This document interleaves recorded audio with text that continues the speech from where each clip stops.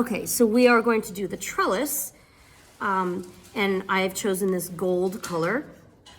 I'm gonna do my waist knot. I'm going to do that here. Is that a single strand now?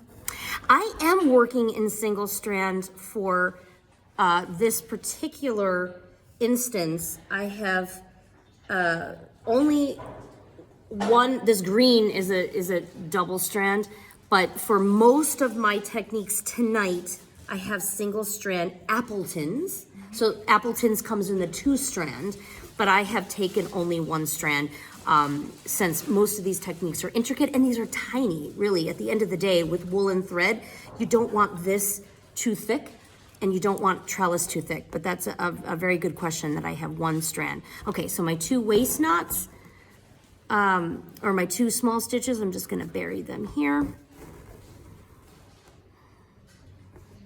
And I'm gonna make them super tiny. And when you work a trellis, you wanna work from center out and you plan what your line is gonna look like. Okay, so right here is about the center, right? And I'm thinking, let's see, I would get about, if they're about a 1/4 inch, 1, 2, 3, 4, 5, 1, 2, 3. Okay, so I'm gonna keep these about a 1/4. Okay, so I'm gonna go across. And you always use your needle to give yourself a line in trellis, right? Just make sure that your needle gives you that guidance, right? Especially if you're inexperienced with doing this technique. So I know my angle is this way, and I'm going to go right back up right next to it. Instead of going back here, I'm gonna just go right across and do my second pass up this way.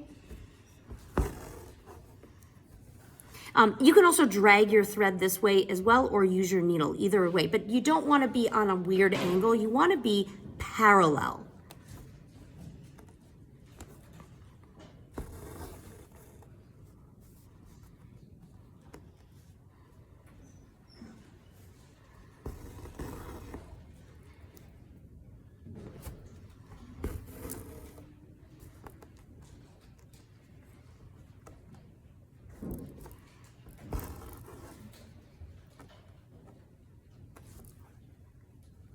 I got a good angle tonight, which is nice.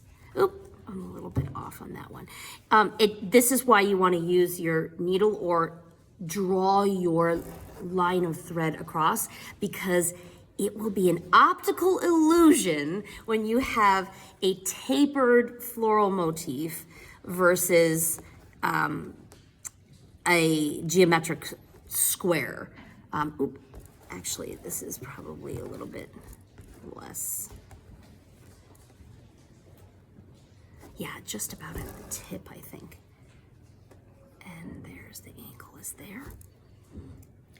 Is there a length that would be too long to do the trellis? Or can you do it pretty, like over an inch? You can actually do over an inch. You certainly can. But I would maybe use reason, right? If you're covering, really like 3 inches of space would maybe be a limit, And then you want to thicken up your thread, That could be really interesting. Okay, so I'm going to tie off this and start on the other side.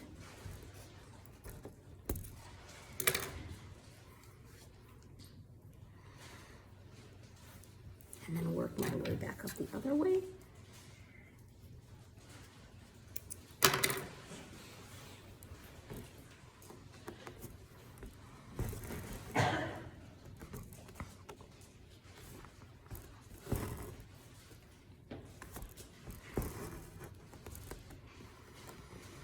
So you're doing it under tension in the hoop.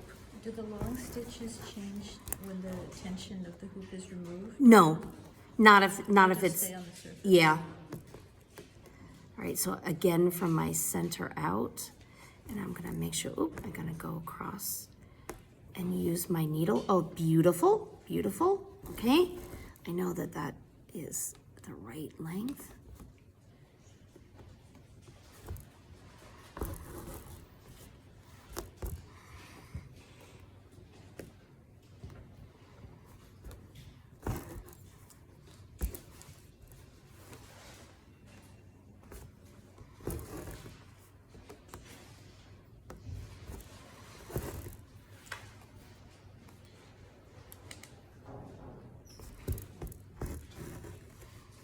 Okay, and then you want to plan going back the other way. So I'm gonna split this right down the center. And this is the time you can decide whether you want squares or diamonds. And I prefer diamonds in Crewel Work.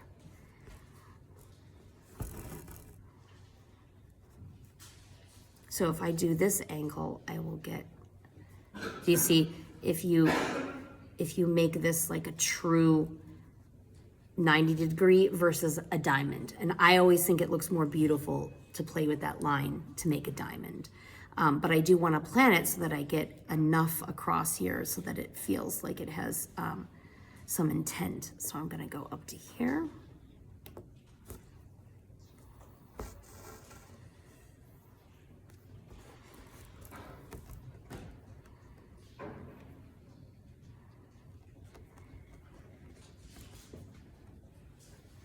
Typically what's nice too is you can use the point of another one, of your, like the end of one and the beginning of the other.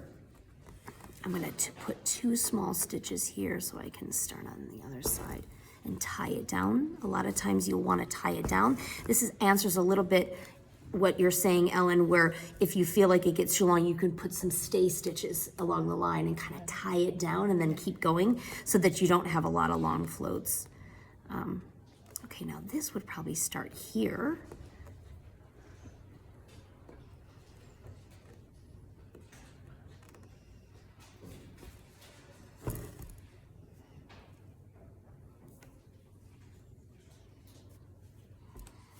And actually, I'm gonna just go up right here. I'm gonna stop it because it isn't true around that curve. And then you just have to make sure that you have that line continuing so it feels natural.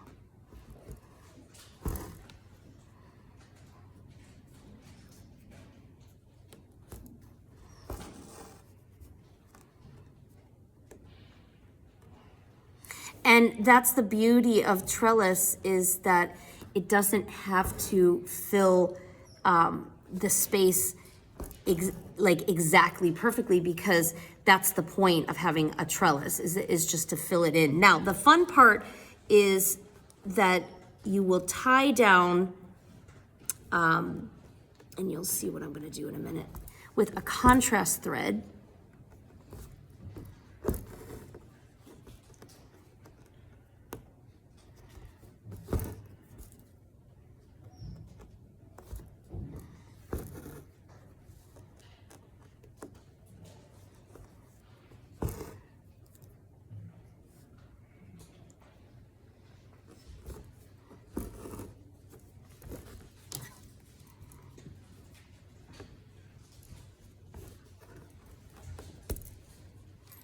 In this case, I'm going to use the blue.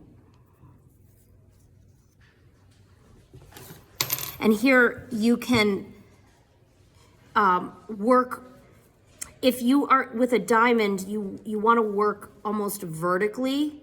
Let's see if I can do this angle. Here, this is my waist knot.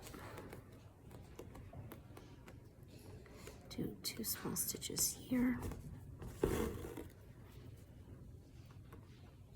And you're gonna tie down all of those diamonds.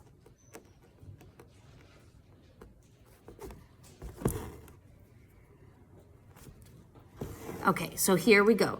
I'm going to use a a short stitch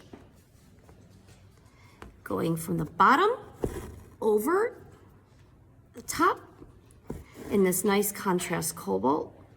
And if you want, you can actually go across the other way too and do like a plus.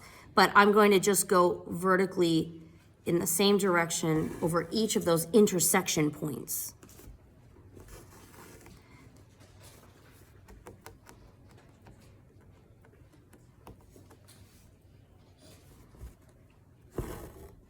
And you can go back the other way, but just like cross stitch, it's better to get them all done.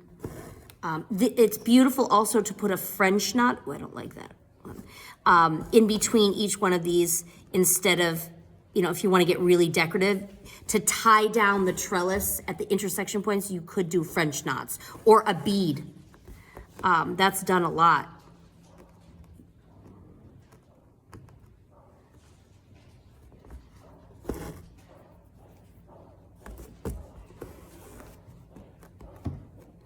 Okay, I'm gonna switch groups after this so that they can see a little of this. Okay, and you would work your way up, and then you could, again, come back the other way. All right, so I'm going to have the other group come up for the back stitch and the woven back stitch and the trellis.